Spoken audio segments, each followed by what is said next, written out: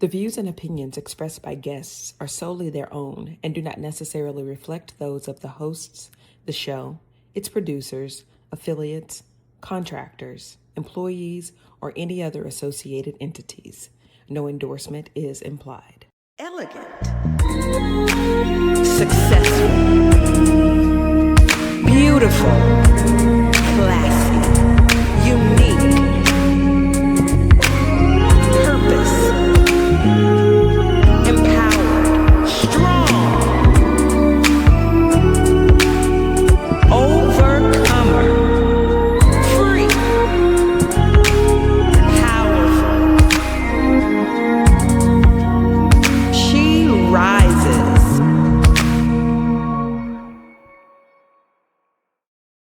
Hey there, and welcome to Successful. Beautiful. And I'm Natalie, I'm Nikki. I'm Tanika. and we are excited that you've joined us again today. How y'all doing out there? We hope you are well. We have an amazing show, as always. As I As always, right? They're all just so good, and we do say that intentionally. How y'all doing? Good. You good? Y'all look cute, beautiful. Thank you. Love the green earrings. Mhm. Thank you. So do you. Thank you very much. I Mhm. appreciate it. Y'all see, I'm rocking this natural. And you are right. We trying to, Yes. we trying our thing Yes, out that here. was really trying good. to make it do what it do. Thank you, ladies. I wasn't saying that for a compliment, but thank you. All right. So if you haven't liked, shared, or subscribed, be sure to go and do that so you don't miss any episodes, and hit the bell notification so you'll know when the shows are on or coming or whatever the notification does for you. Okay. Y'all ready to jump in? We're ready. Absolutely. We have a guest today. Oh, wait. Y'all see Yes. we're in like a different setup. Yes. We brought it over to the table today at the studio. We wanted to try this today. There's some things that we'll be sharing or will be shared at some point in our show today. And we thought we'd bring it over here and see how this worked for us. Mhm. All right. So today we are going to talk about sugar. Drum roll, please. Yes. Sugar. Yes, that sugar that you're thinking about. That sugar that's in that food that you're eating, that drink that you are drinking, that candy, Mhm. the sugar. Not the sugar from your sweetie. Not the honey from your honey. Not the honey from your honey. Honey Nut Cheerios. No. But we have an amazing guest who is a sugar expert. So I want to read her bio and then we're going to jump in. Shun Foreman is a registered nurse with more than 25 years of clinical experience and a Master of Liberal Arts or Liberal Studies focused on human rights and social justice. During her graduate studies, she examined the historical impact of sugar within Black communities. This work led her to Louisiana plantations and Sugar Land, Texas, where she studied convict leasing and the role of the sugar industry in shaping health, labor, and legacy. Her conversations with Reginald Moore and her on-site research became a turning point, inspiring her to eliminate sugar from her own life, lose over 50 pounds, and begin educating others. Shun is the founder of Sugar Mode Off, a health education platform that helps high-performing women understand how sugar impacts energy, cravings, focus, and long-term health.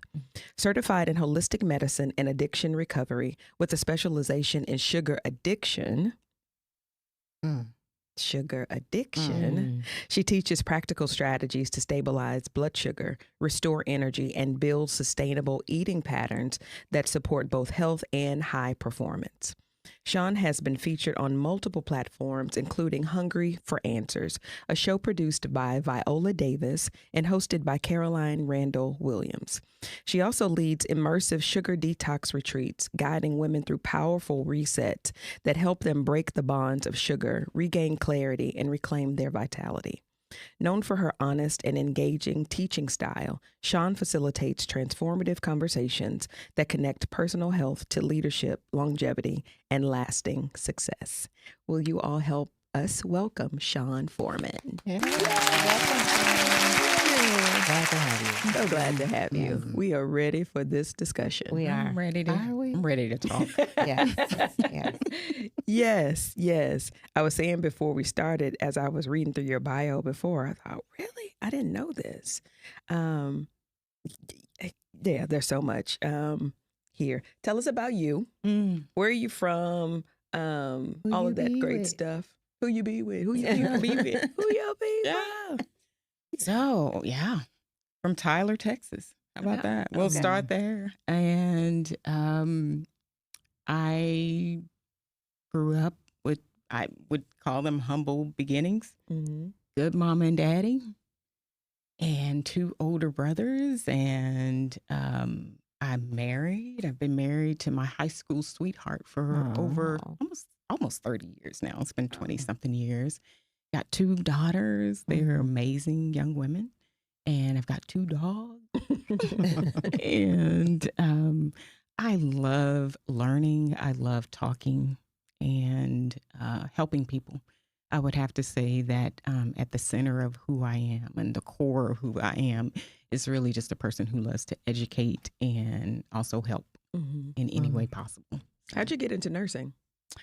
Ooh, that's scary. So I started out at PV thinking I was Prairie, thinking that I was going to be an engineering major, and some things kind of shifted. My dad got sick, went to the hospital. We thought that he was having a heart attack, and actually he had pneumonia. But either way, being in the middle of that kind of just really just made me say, wow, they treated him like he was having a heart attack, but it was actually pneumonia.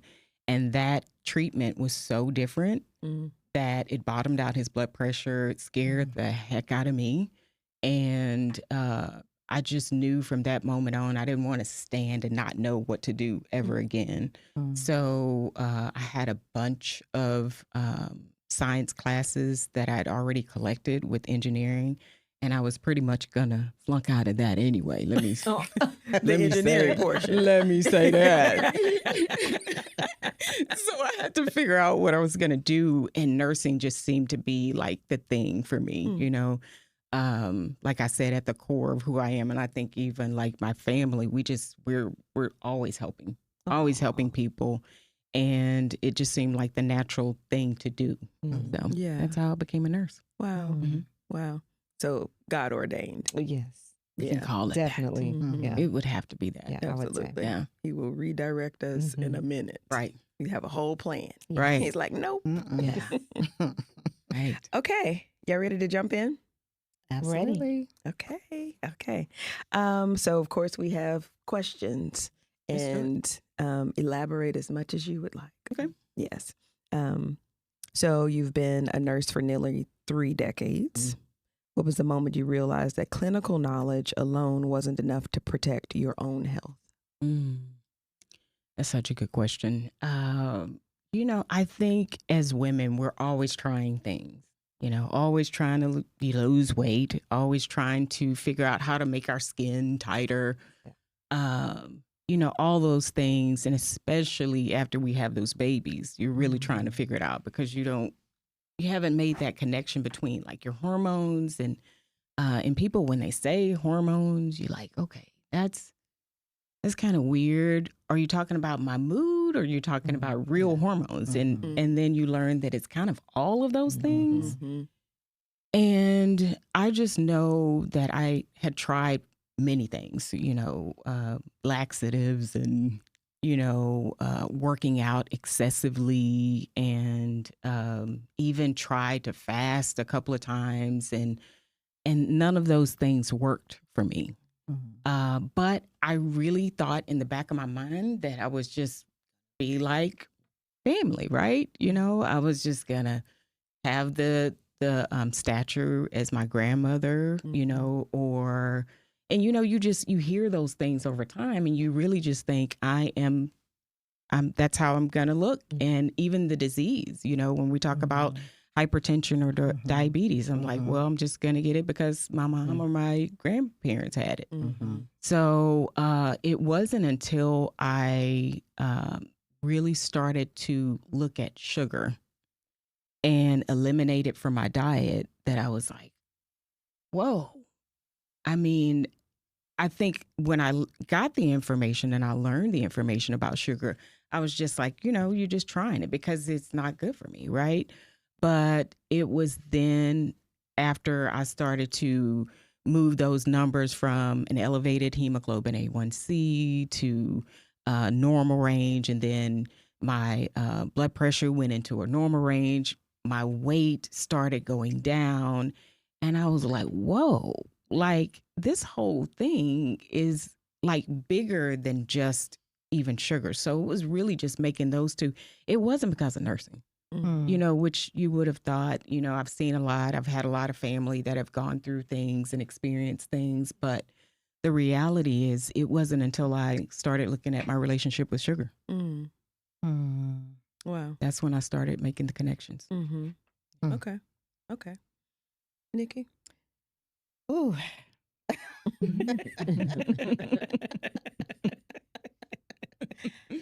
This conversation is so interesting, and I feel that I'm going to learn a lot and make some changes.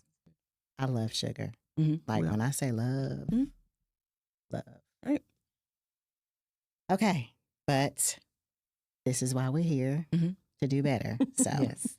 I just had to say that. Okay, so my question is,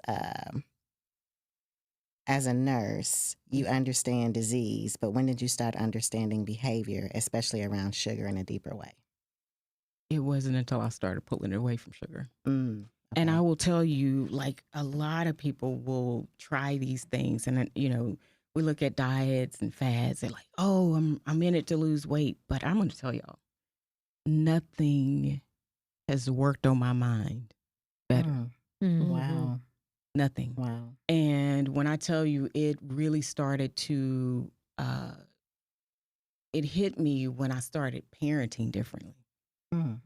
And when my anxiety went down, because I'm actually quite a nervous person. Like, my baseline is nervous. I don't want to do public speaking, all of those things. But I started seeing that there was a calm that was coming over my body that allowed me to enter into spaces that I would normally maybe have sabotaged and gotten myself out of.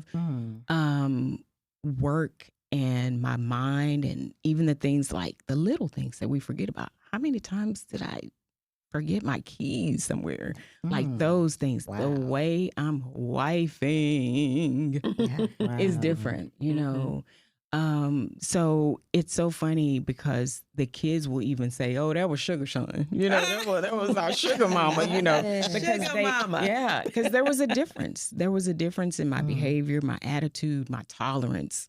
It was all so low. I just, let's go. It's hot. Let's go. The tolerance was so low. Yeah. And so I like to say, and it's very hard to draw people in when you're trying to say, I'm trying to help. I'm trying to help. Forget the side effects of, losing weight. It's really like a mind thing because sugar is a psychoactive drug. Yeah. It's psychoactive. It is. It changes your behavior. When you start talking about, oh, can you go without it? You're naturally like, whoa, the heck? Yeah. I don't think I can do it, but you can if I can, because I grew up on sugar. Yeah, I think we all did. Yeah. I mean, it's just still normal. It's a norm for sure. Yeah. Tanika? I'm so excited about this. Because Shun, you can sign me up. I got you. So I have a question. So how long have you been without sugar? And then secondly, can you tell us what a normal day would look like for you as far as eating? Yeah. So let me kind of backtrack just a little bit, because when I talk about sugar, it really is the range of things that we normally take in that will literally change the way we think. Okay. So that range goes from sugar to artificial sweeteners to processed foods like the chemicals, also oils. There's a lot of this we don't realize that it actually is inflaming not just our circulatory system, but it's inflaming our brains. Yeah. Wow. And so, when you start widening up this net, like, I first of all want you to know I'm not perfect. you know. Of course. But when you talk about like how long have I had this lifestyle, it's been since 2019, since COVID. Wow. hmm And the biggest thing is just recognizing that there are so many things. And I like to tell people that the first problem with sugar is that it's processed. Mm-hmm. So anything that is processed Right. will hit our brains differently. So if we Mhm. were to talk about the coca plant, like coke that makes cocaine, that's not addictive alone. But then when you process it into cocaine, it becomes addictive. Addictive. And then if you process it again and it into crack, it's even more addictive. Mm-hmm. So you got to look at it like it's a problem with the process, but also it's a problem because it's rewarding your brain. Mm-hmm. You're like nothing else, right? We're just getting that happy hit so quick, and it works, right? Right. Until you crash. You Yeah. start Yeah. having the sugar crashes. Yeah. Yeah. Mm-hmm. And I guess just like the cocaine, it wants you to go back and get more. Absolutely. Rewards. Yeah. Mhm. Yeah. I read something not too long ago that said that sugar is more addictive than cocaine. Mhm. That is Yeah. crazy. Yeah. That is There crazy. was actually a study done with rats, and the rats would prefer to have sugar Wow. than cocaine. Wow. Wow. I'm the So- rat. So, question, you said in regards to you kind of starting this process, you said it wasn't until you started ridding your life of sugar. Mhm.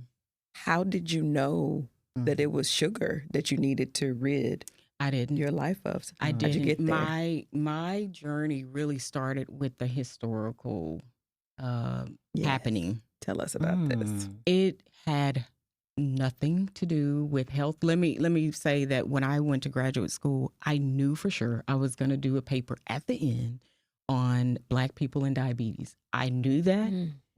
My heart knew that. I had gathered all of the information I think I needed, you know, just like, okay, this is going to be an easy paper. I can finish grad school. And to be honest with you, when I got towards the end of the program, it got really pretty clear that there's no more papers. Like, you don't write another paper about Black people and diabetes. Like, they're already done. They're already out there. And then it ended up to where my husband and I, we were dropping off our daughter for summer camp, and we were in Sugar Land, Texas. And he was like, babe, why is it called Sugar Land? And I was like, come on, you got to know. You got to know that, you know, it had something to do with sugar. And he was like, no, I'm for real.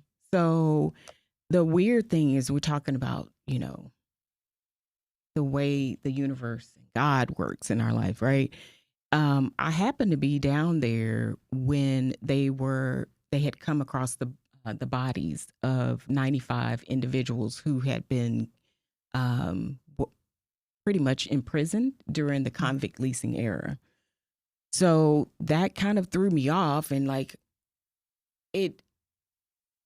I don't know. I want to say Google and the algorithm was helping me, because I promise you, all of these things started coming to my, you know, my attention, to where it was like sugar. My favorite show at the time was Queen Sugar. You know, so it was like I had all of these things that kept hitting me.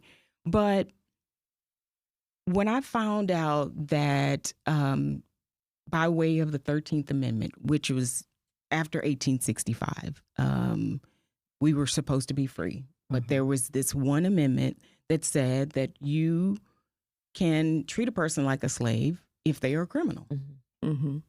So that meant that we could lock Black men up and treat them like slaves. And so just so happened, when we're talking about Sugar Land, Texas, it was, if you think about during Reconstruction or after Reconstruction, that time period is very different. So we have plantations, we have all the workers we need before Reconstruction. And then after Reconstruction, those plantation owners, they've got a problem. They don't have the labor force that they need to. So the state of Texas, they got into a business deal with wealthy landowners, and there was already the making of imperial sugar. And so basically they formed a prison and then forced Black people or Black men into the prison system. And I didn't know all that. I mean, like, that was never taught in my history class. But there was a man in that area at the time. His name was Mr. Reginald Moore. And I tell y'all, Mr. Moore knew so much about convict leasing, the prison system. He even used to work at Jester prison system before it shut down. And, you know, here I am trying to get this paper done. And I've figured out that I'm kind of having to go over here and get some other information. And I was just intrigued by what I was reading. I was like, you gotta be kidding me. Like 95 people? Like they're... So it blew my mind. But anyway, I kept reading the news articles, and then they kept mentioning Mr. Moore. And I was like, you know, maybe I could just reach out to him and get more information. And I did. I reached out to the number that was linked to his name. I ended up meeting him. He said, I think he actually got tired of talking to me over the phone because I kept asking questions. And I'm just like, this is just crazy. Like, I'm from Texas and ain't nobody told me about this history of convict leasing. And so he told me to come down, and I did. And he told me as much as he could. He showed me as much as he could. We ended up going to the old Imperial Cemetery. And one of the things that will forever stick out in my mind is what he told me at the cemetery, which is that he said he had never made the connection between his health and sugar. Even at that point when you guys were talking? Wow. And I was just thinking, like, what I did know at that time was that we can say sugar diabetes, right? Right. And it really just threw me off because he also told me that your work is important. Keep doing the work, young lady. And I ended up calling him maybe a couple of weeks or so after that date, and his wife answered the phone. I didn't even know he was married. I don't think he knew I was married. It wasn't even, it's like we were just, you know, talking, but his wife told me he had passed away. Wow. And it really threw me off because, you know, you're on one hand, you're like, I think I just met my, like my Martin Luther King. You know what I'm saying? In my own way, because of how much he shared with me and how passionate he was and how many years he had worked on just trying to figure out and piece together this history of sugar that would never have been told if he had just shut his mouth, you know? How old was he? At that time, I believe Mr. Moore was in his late 50s. Oh, wow. And he passed in his 50s. Wow. Yeah. Yeah, that's young. Had some heart issues. Yeah. So it started all coming together, you know, trying to get this paper together, but also I'm feeling very in the middle of this maybe awakening in a way. Yeah, for sure. Because the other part of me was just like, well, how much more do I not know? And I said, well, I've never been to a plantation, period. So I was like, let's just go down to near New Orleans, because I knew they had a lot of sugar plantations there. Okay. And then that became another moment for me, because I'm touring these plantations and I'm like, okay, so we did the work. Where are we? You know, where is our picture? You know, I think these walls. Yeah, like there's one plantation that really, I think, does a really good job of just trying to make sure that the narrative of Africans who were American, that their stories were told. But it's just such a hard thing to do. And that's when I started understanding what historical erasure felt like. You know, it's like, okay, if they erase the history, I won't ever know. If I don't ever know, I can't ever act. Right. So, yeah. It's so interesting because some believe that that's a new thing, the historical erasure, Mhm. with this administration that we have. But no, it's No. always been. Yes. There's always been something eliminated Yeah. that should have been shared Yeah. or told or written down or Yeah. put on a wall. Yeah. Yeah. And I will say that, after I had my conversation with Mr. Moore, it really changed my behavior with sugar because I really started seeing like, oh, like this thing is a bondage thing. Like for real. Because I could even, fast forwarded to the pharmaceutical industry. It wasn't just, slavery. It was, this thing is the number of diabetes, patients who are affected by diabetes, or number of people who have hypertension, the number of people who are bothered with cholesterol and weight. So, and then you've got the pharmaceutical industry right behind that. Exactly. So it became really clear to me that I needed to change my behavior with sugar. And I didn't know. I took a swift action. That was just like pretty much just looking at, the Dr. Peppers that I was taking down at the time. Not taken sugar. down. Yeah. It's sugar. Okay. That was my favorite drink too. I completely quit it though. Yes. Yeah. So it just went from one thing to the next. I got finished with that degree and that paper, turned that in. And then it became clear that this thing was tapping me on my shoulders. I really hadn't connected that I had lost about 30 pounds at that point. Like from the time I met Mr. Moore to graduation, I had lost about 30 pounds. And then the next thing for me was just like, I need more information about sugar. I was like, I wanted to know.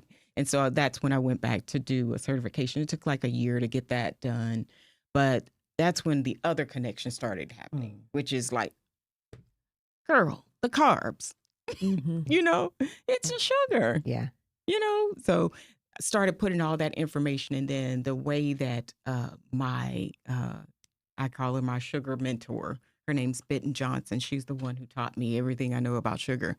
But the first thing she opened up was that the word addiction it comes from the Latin word addicere, which means to be enslaved. And so it just seemed like I was hooked on the education from day one. And here I am. So was your thought, and I'm sorry, I'm sure I'm all out of order. Yeah, I feel like I'm out of order too. No, you're great. I know when you and I started talking about sugar, one of the things that stood out in our initial conversation was the enslavement, and because my thought of your why was your brother, honestly. I had no idea that it was all of this other stuff, right? Was it the treatment of Black people, the enslavement of Black people, the minimizing of Black people? Was that really the thing that like pushed you out there before you even got to the health of it all for you? Was that the thing? That was the thing. And I remember you saying something like a protest. So was this your protest against that initially? Absolutely. I remember reading a book called Post-Traumatic Slave Syndrome by Dr. Joy DeGruy. And the way she opened my eyes to the way that we have been adapting to life, and I'm just saying as Black folks, right? That we've had these maladaptive coping mechanisms. So she brought out the point that if you are an alcoholic, don't just concern yourself with yourself. Look back. Go back as far as you can. And so go back all the way to slavery, if you can. And so that really helped me to kind of make sense of it all and to see which direction I was going in, but also to say, well, this is making sense, that, when we talk about how we celebrate, like with food, it's incredible. Because it ain't a celebration if ain't no food. It ain't no celebration. What we doing? That part. Yeah. We got to have some sweets, right? Yeah. So I think that all of those things kind of really they were like, to me, yelling. Like I couldn't just sleep on that, I couldn't sleep on that information. But I would have to say that it really was the history and just understanding that, anything that you're going to do and try to be successful at and do a great job, you've got to have a really good why. Mm-hmm. And for some reason, that why, slavery, bondage, that thing, I was like, I don't want to be a slave again. Mm-hmm. I don't want it. Yeah. I don't want to do that. I don't want to do that. Yeah. So, you know, it really just made me think about the entire, you know, the way oppression works, the way that we can be in bondage and not have any chains or handcuffs. Ooh. Shun. Yeah. So when you say that, this is group therapy now, y'all. Right. Let's do it. We out here. We got the right people here. But it's so amazing that hearing this, and that's what I was just thinking. I don't want to be a slave. I live by myself. So I intentionally, when I go grocery shopping, I won't buy sweets. So it's just me. You know, I don't have to worry about little kids and that. Shun, if I'm at 10 o'clock at night, I want something sweet, and there's nothing in the house, I will get up out of my bed, get in the car, and drive to the gas station. That's a problem. Yeah. It is, but that's actually easy to fix because that's a craving thing. We've talked about cravings, and to minimize your cravings, that's easy. Is it? Yeah, because it'll take some time, like some days, maybe. But the cravings, just remember, the cravings are always going to be there. But what informed that night decision that you made was what you ate probably that day, or it could have even been the day before. That's what informed that decision. Can you just elaborate on that, please? So the way the brain works is that it works as, especially when you take that hit of sugar, it's a reward, right? Woo, I'm happy. Thank you, right? That's a good example. Right? Yeah. So part of the thing that we go through is you get the sugar high, and then you've got to, your body's going to respond. The pancreas is going to produce this insulin. It's going to push out all this insulin. So then you slump down, and then you've got to have something to pick you up. So you get that snack to pick you up, or it's time for you to eat another meal. So you just keep doing that. But your brain loves the reward. That's why casinos work. That's why shopping works. That's why scrolling works, is because it's a reward. So the satisfaction that you got from that meal the day of or the day before, your body's asking for that satisfaction.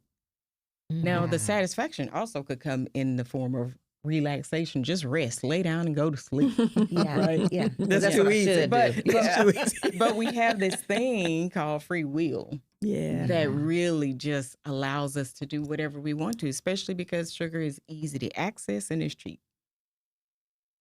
So the biggest thing is like whatever wakes you up or ask you to leave your house. I'm sure that it's very specific. Like you knew exactly what you were leaving and going for, right? Yeah. Well, you know what? Sometimes not. Really? I just want something sweet. Something. Okay. Yeah. We got to put some strawberries. Yeah. Or some berries in your. Yeah. Yeah. Okay. Yeah. So are you saying that if you substitute, I'll use me as an example, because right now I'm just craving some chocolate. So if I substitute chocolate for strawberries, so I feel like it's not the same. Like it's not. But are you saying that I know it's a healthier substitute, but it will work? Is that what you're saying? It reacts with the brain the same way? So the first thing we would have to do is just to kind of get you out of that. Like right now, you're so used to being rewarded that you're just going to keep reaching for another reward, right? And so once we get your cravings down by just changing what you eat, which is really just whole foods, then your cravings will start to shut down on their own. So that strawberry that was once like, the next time you take it, you're like, oh, this is actually a lot sweeter than I thought it was. So, yeah.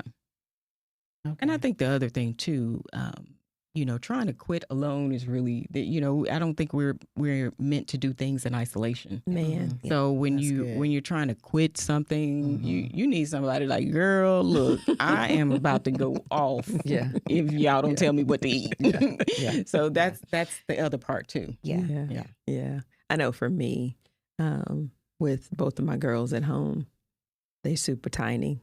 I used to be that size, and they eat whatever. And they bring it into the house because I don't buy the things. But they bring it into the house. And sometimes I'm like, what you got in there? What's in that bag? Show me. Or they'll have it in the pantry, and I'm going in to get some nuts. But you got this, what are those things? It's a pecan twirl thing. Oh, the pecan swirls. The turtle? The pecan swirls. Oh, I know. Okay. I know. Oh, that's the pecan swirl. Made by Lil Debbie. Right. It's on aisle 21 in the store. Those. They'll have those in there. I'm like, God help me as I'm opening the package. God help me. It's difficult when you do have people in the home that are eating differently than you are. But I definitely believe that you have to have the support and the accountability. Yeah. And what's so funny is that Nikki is saying, I love sugar. But I'm mindful when I'm around these two, I'm very mindful of what I eat. And they talking about, I'm going to get up at 10 o'clock at night and go get sugar. And she's like, you do? But somehow, I don't know. I'm very mindful of what I eat when I'm with them. Yeah. And I think the other thing too is just the awareness, right? Bringing awareness to the issue and understanding that because it's easy to just look at sugar as just like this thing that we want. But then when you look at the history, we have that. We have a why that a lot of people can't use. We have that why. But the other part is that it's well researched that if you overconsume sugar, that it's going to lead to the development of high blood pressure or an issue with your weight or an issue with your cholesterol or an issue with your blood sugar. I believe it. And so the biggest thing about that is you're talking about metabolic syndrome. 3 of those things, if you have 3 of those things, then it's what would be called metabolic syndrome. The biggest thing about that is that once you have developed metabolic syndrome, then it puts you at risk for disease of all sorts. So heart attack, stroke, all of those things. And you remember when we were going through COVID, the thing that was, I think, outstanding is you remember how you would see the number of people who were passing away, and then eventually they started putting that this person had a history of. Those were the metabolic syndrome. Oh, wow. Yeah. So it really just puts you at disease risks that are higher than normal. And so, and that's really another why we've got to really pay attention to it is the health implications. It's well researched. It's out there. It's out there. It's not even attached to any other why that I have, but it made sense in my own life when my lab started going in the opposite direction. I was like, oh, like this, so the science became my real life, versus me reading a book and like, okay, take your pill, like your hypertension. So it started making sense. Yeah. I have a journal prompt. Okay. Oh, those. What's sugar doing to you?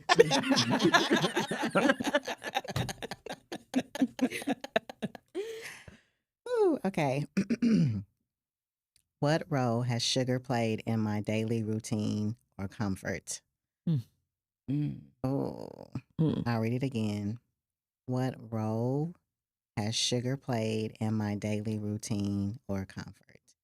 That's good. Oh, that's good. Ouch. I'm stepping on my own toes. Yeah. Ouch. Yeah. We really want y'all's comments about that one. Please answer that, or sorry, please share your response to that journal prompt. I'm very curious. Very. I know, Yeah. because I feel like it's interesting you were talking about the reward system with shopping. Ouch. That's my toe again. Yeah. Retail therapy. Yes. Yeah, I be right. telling clients it is not therapy. But it is. Yes. But I know, like, my when I crave sugar the most, Mhm. it's tied to an emotion. Absolutely. So it's either like I could be happy, or I could be sad, or I could be bored, or I could just be hungry. And I believe that this, well, I'm not going to say that. I'll say this instead. When I was younger, my mother would make my lunch sometimes for school. And I always had a sandwich, chips, and something sweet. Mm-hmm. And I really believe that pattern of eating is the reason why I make some decisions now when it comes to eating. I don't think I can have a sandwich without chips right now. Mm. And I definitely, like, when I'm done eating, I want something sweet. I just wanted to share. I think that's real. I think, when we talk about, especially because, there are so many childhood memories that I have, and like being rewarded in so many different ways by sugar. But, if you think about it, because I know that we say that we eat, we do that emotional eating, but really what we've done is try to have sugar as the fix, because it does numb some things. It does quiet some things, or it does make you go ahead and fall asleep a little bit faster, right? So yeah, I think instead of us just saying that, like, you're doing it because of that, that's been your fix. That's been your aspirin or your Tylenol, Yeah, I definitely agree with that. I definitely agree. And the with that. truth of the matter is, sometimes when I eat sugar, sometimes when I want something, I start feeling sick. Like, oh, like that was too sweet, or I ate too, and I wanted it so bad, and now I feel sick. Yeah. Because it was too, it was too sweet. I don't know. So sometimes when I'm wanting something, I try to remember, you don't need it, because if you eat it, it's going to make you feel sick. That's true. So I try to remember that, and so sometimes that helps me with the cravings. Yeah. I think when you talk about feeling sick, well,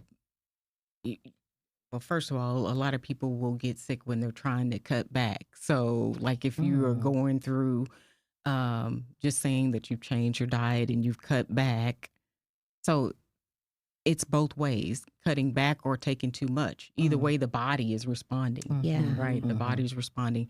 I think something that's not talked about often enough is insulin resistance. And that's literally one of the bigger problems that we've got, because before we even get to metabolic syndrome, like, your labs can be normal. And you can have insulin resistance. And what is that? That's a short way of saying that your body's had so much sugar that you've produced a lot of insulin, but that insulin is not working the right way. So you're talking about somebody who's inflamed, and sometimes we think it's the inflammation that we've got to see. No, a lot of things are happening on the inside of our bodies that we don't know. And that's one of the other issues. So you could have this silent thing, which is insulin resistance going on without labs showing it. Wow. So Can you make the distinction between insulin resistance and diabetes? Because I think I thought that was the same until right now. No, diabetes, it's a diagnosis that comes when your hemoglobin A1C is elevated, and it's a repeated elevation. And so insulin resistance, your A1C will be normal in a lot of cases. This is a problem with your insulin. Just, if you can just imagine, it's just too much out there in your system, and your system's like, I don't even know what to do with that. I don't want it. Like, I don't even, like, yeah. So, yeah. Okay. Interesting. Very. I want to go back to something you were talking about. You've mentioned COVID a few times in our talk today. So I guess I have a couple of questions.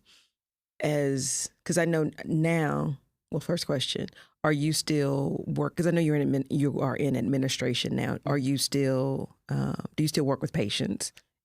I see them. I don't take patients anymore. Gotcha. Okay, so that was my first question. That was probably just me wanting to know, being nosy. That's okay. You got it. You got it. But back during COVID, were you all able to make the distinction maybe quickly once the knowledge was there that, pre-existing conditions can make this happen faster, quicker, it can be stronger, whatever the medical terms are for it. Were you all able to identify that once you knew? Were you able to identify that sooner for patients?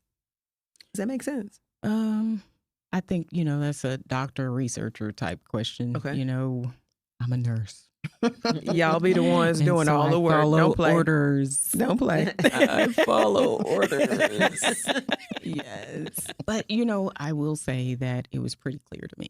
Yeah. When you walk through the wards and it's pretty clear. Yeah. Pretty clear. And we're talking about like not everybody that didn't have to have diabetes and then you get COVID. What I'm saying is like the complications and deaths, Yeah. Yeah. Interesting. So are you saying that the complications and deaths from COVID, complications and deaths from COVID were linked to pre-existing conditions like diabetes? I think that because the researchers and the science will tell you that the development of metabolic syndrome, which is that cluster of disease, if you have that puts you at risk for all other diseases and the complications that can go along with those, including death. Okay. Wow. Wow. Wow. Just thinking back through that season, and from my understanding, COVID is still around. It just looks a little bit differently now, maybe, or the impact is less impactful. Just thinking about that and the magnitude of it, it was such a heavy and sad and deadly time. Absolutely. Yeah. And I think it was also a time where we really started isolating. Yeah. Like if you weren't already doing it, like you're talking about, isolation was just on high impact then. And I think that also changed us. Yeah. I think isolation became a survival method, if you will. So then that makes me wonder, and I know this is probably research, but you may have done it. The intake of sugar, did that increase during COVID? I'm sure it did. Yeah, sure I would imagine. It did for me. Yeah. Let me just say that there were free donuts for nurses during COVID. Oh, wow. And I was like, are you kidding me? Like, Wow. but free donuts. But Wow. I'm sure it did. Yeah, because think about, we started ordering food and everything at home. So many questions, Shun. I think I want to. What do I want to ask you right now? I love talking about how much sugar is too much sugar. I was just about to ask. And I was wondering, do we want to do that now? We want to wait and like put those together later. Let's go. How much sugar? Let me ask this first. Yeah. Right. So, what is sugar? Right. So we know that we see the imperial sugar bag at the grocery store, the Great Value, if you shop at Walmart. I don't. Or any other brand. You see the sugar, it's enriched. I think it may even say something about bleach on there. What is sugar? We have the white sugar, we have the powdered sugar, we have the brown sugar. We have the there's something else. It's like a Sugar in the raw. Sugar in the raw, Turbinado. the almost crystallized. What is it? So sugar. First of all, we can talk about how it's made. It could be made from sugar cane. It could be made from sugar beet. You could also make sugar from corn. Mm-hmm. So, and then you've got all of the things that would be natural things like stevia, which is an artificial sweetener.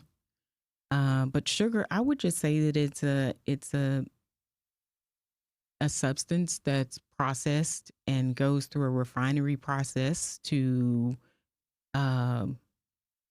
make it sweet. Mm-hmm. And so you can put it on your food or whatever. But it's also a preservative too. Mm. And Sugar. yeah. Interesting. I never knew that. I did not. I always thought that was just salt. So, Yeah.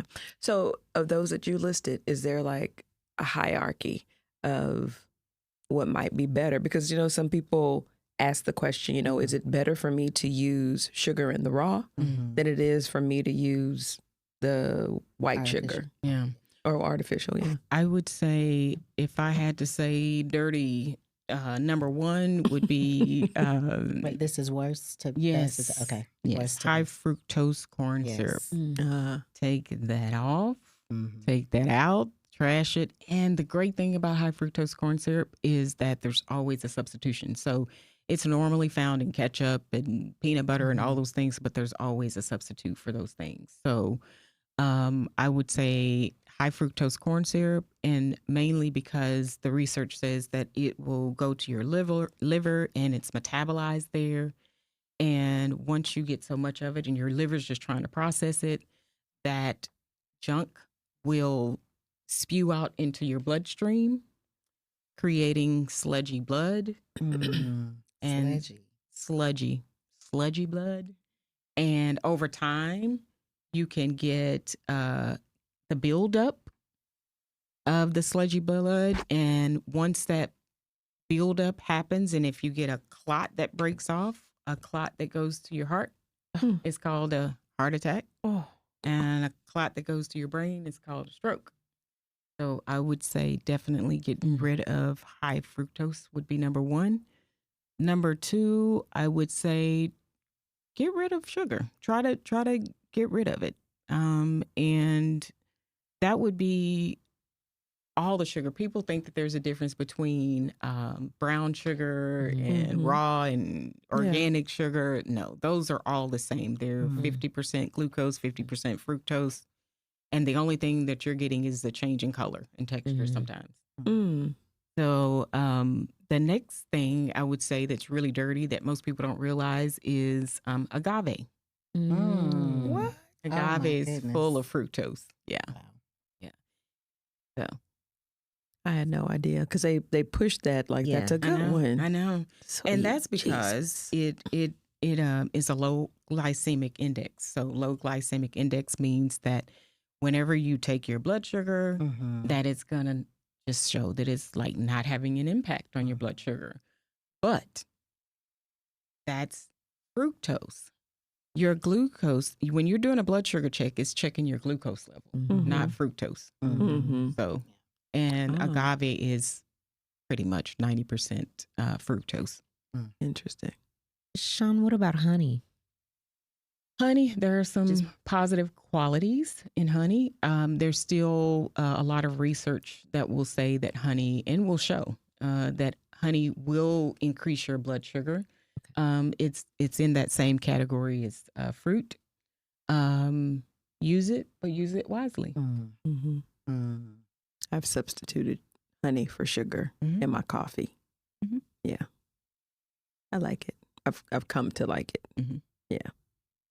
This has been great. It has. It has. Okay, y'all. So you've gotten lots of information about sugar. We're going to have Sean back because we have way more to talk about in regards to sugar. We have to be educated.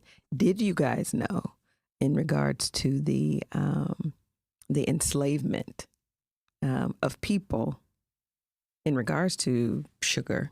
Did you consider that you too may have been enslaved by sugar? We'd like your comment on that too. Sean, will you give us your handles so people will know how to contact you and figure out how to get rid of sugar in their lives? You can always email me at sugarmodeoff@gmail.com if you've got a question and want to talk. I've got a Facebook group called Sisters Breaking the Bonds of Sugar. There's over 1,000 women in that group. Wow. And I use that group as an awareness group. And then I also have a website that's Sugar Mode Off. It's llc.com. And I'm also on Instagram, which is Sugar Mode Off. Excellent. One more question. The people that you work with, because in your bio you talk about powerful women and things of that nature. Do you work with men? I can. Okay. I can. And do you just work with African Americans? No. Very good. Anyone who's cool with me. I'll be cool with you. Right? But don't play with them. Oh, wow. Wow. This has been great. Yeah. Thank you so much. You're welcome. Thank you guys so much for watching Successful. Beautiful. And If you haven't liked, shared, or subscribed, be sure to go do that and hit the bell notification thingy. All right. We'll talk to you later. Bye. The content shared on this podcast is intended for informational, educational, and entertainment purposes only. While one of our hosts is a licensed professional counselor, the information provided here does not constitute a therapeutic relationship, nor is it a substitute for individualized mental health treatment or diagnosis. Listening to this podcast does not create a client-therapist relationship between you and our hosts.